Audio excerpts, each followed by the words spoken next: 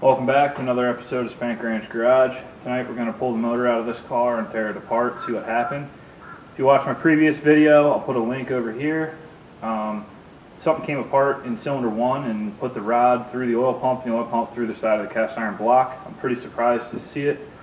Didn't think it was going to happen that way, but anyway, I won't bore you with taking this apart. We'll do a time lapse. I'm going to tear the motor out, put it on the stand and tear it apart. We'll see what happens.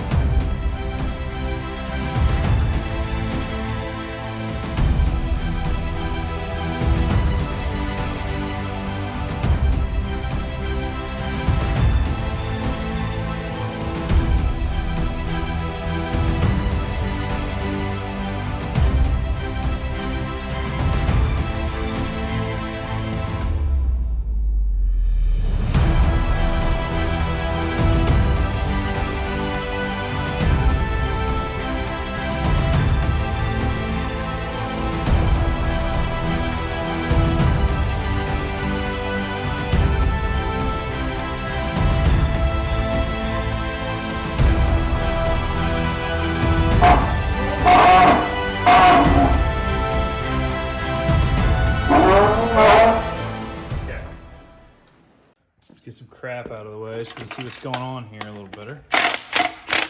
Whoa! All right, that was part of the oil pump, but it's now broken.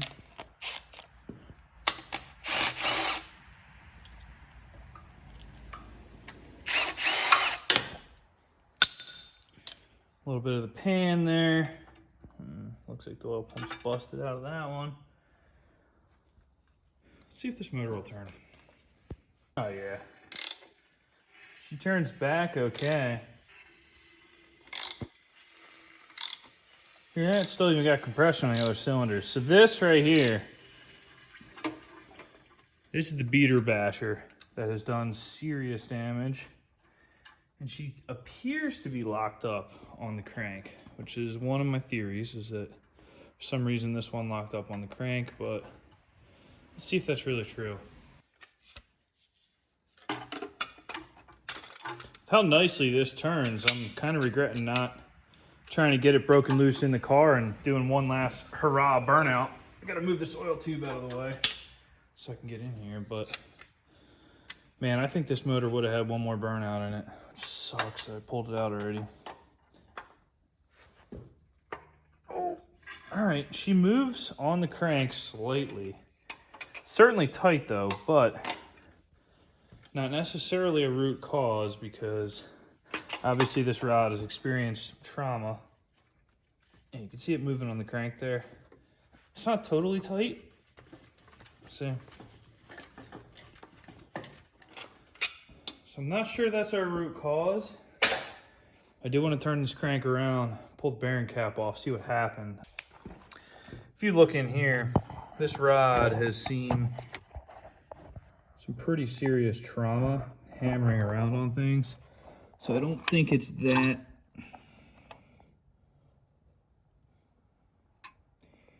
I don't think it's that suspicious that it's a little tight on the rod bearing right now. All right, these fasteners are pretty hammered, but we'll see what we can get. That thing's moving all over the crank. I don't think that's what happened here, but okay.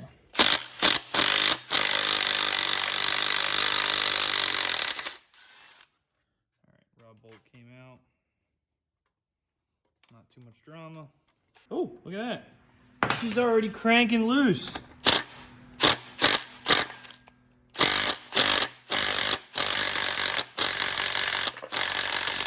All right. Top side of the rod just fell into the cylinder, and that bearing ain't look bad at all. But let's not jump to conclusions. Let's see what we're working with here.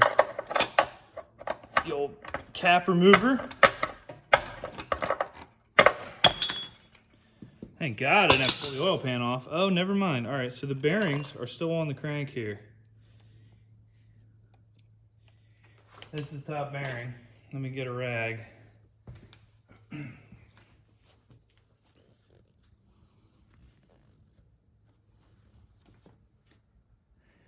Okay, so I see a little copper here, but it's almost comical because this is nothing that's gonna seize up and break a rod looking that good. I mean, Jesus, look at this crank journal. I might even reuse this crank.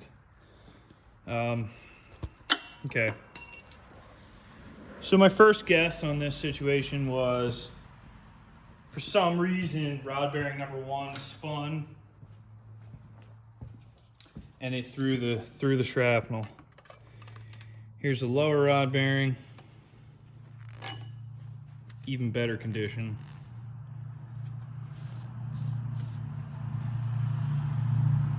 So good, I'll save it and I'll put it in my wagon. Make 600, 700 on this one. So we'll keep that bearing. That's a good one. Couple more things to notice. If you look down there, see where my finger's pointing? That is oil filter housing. So this rod blew through both sides of the block. You can see it there pretty good. Right out that side, and then massive hole out this side. I think a key factor here is going to be to understand, did it come out of the block with the wrist pin in it or not in it? I think that's going to tell us if the piston broke or the rod broke.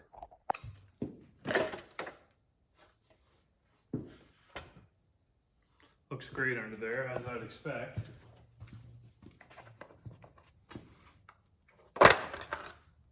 Look at these cams. Jesus Christ. Is that a new motor from BMW? Holy crap.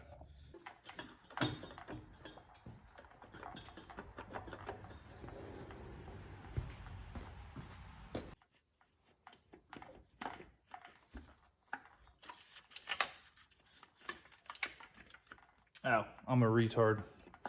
Vanos line's still on. You guys are probably all looking at that like, oh my God, is this dude stupid? The Vanos line's still on. There we go.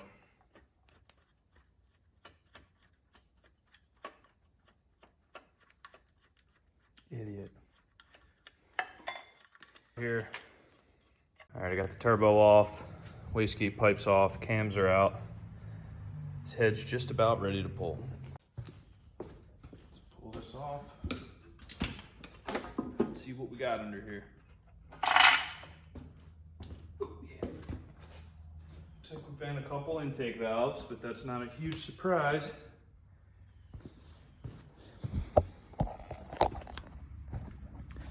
First thing I notice is that this piston is not in the proper orientation in the bore. It's supposed to be flat, like number 6. So let's see what's going on here.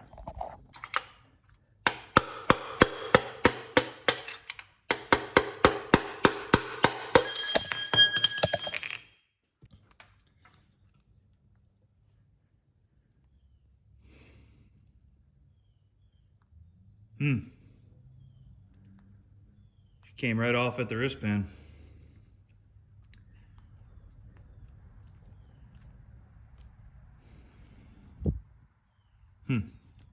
This one's a little tricky to figure out what happened here because these are the only pieces we have left. Everything else went flying out the side of the engine and I couldn't find them on the track. So when we first pulled it apart, we inspected the rod bearings. This one shows some wear, but there's nothing wrong here. This didn't seize up. I have no reason to suspect that the lower end of this rod caused any of this damage. Now, the way this piston broke is interesting.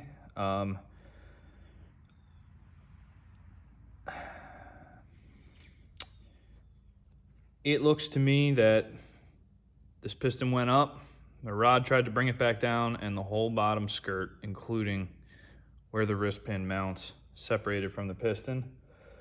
The reason I say that is because this thing only went up once and stopped. It banged the intake valves and that was it. And there's not a whole lot of hammer damage on the bottom of this. I mean, this was a clean break. This thing flew to the top of the cylinder and stopped.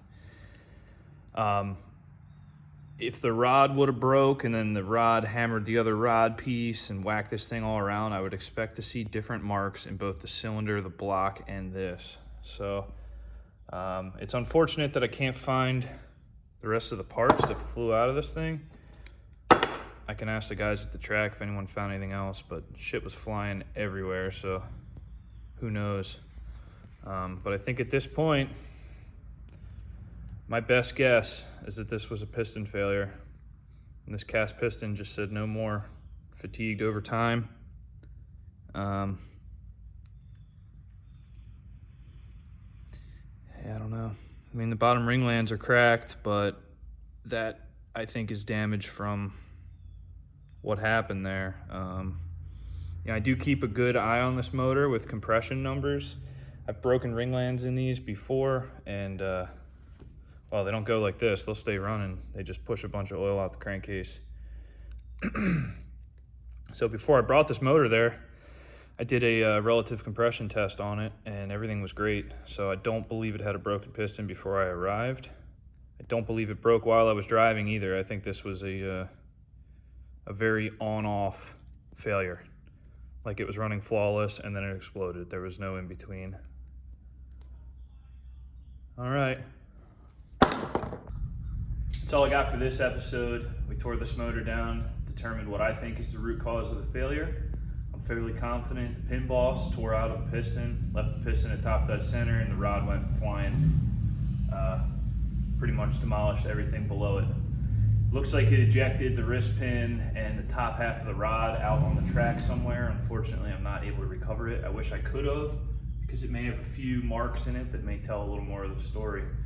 But the damage to the block, the damage to the cylinder bore, and the damage to the piston, the lack of damage to the big end bearing indicates to me that the pin boss pulled out of the piston. So it sucks it happened. They are cast pistons. They have been abused for a very long time. I guess they fatigue and get weak over time.